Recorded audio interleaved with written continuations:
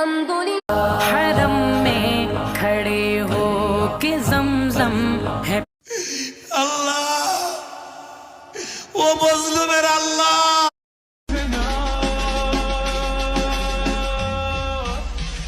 খাদিজার একজন বান্ধবী বলে, খাদিজা কি ব্যাপার, তোমার কি মুহাম্মদকে পছন্দ হয় নাকি? অন্তর চক্ষু খুইলা তুমি দেখো জগৎ সংসারে।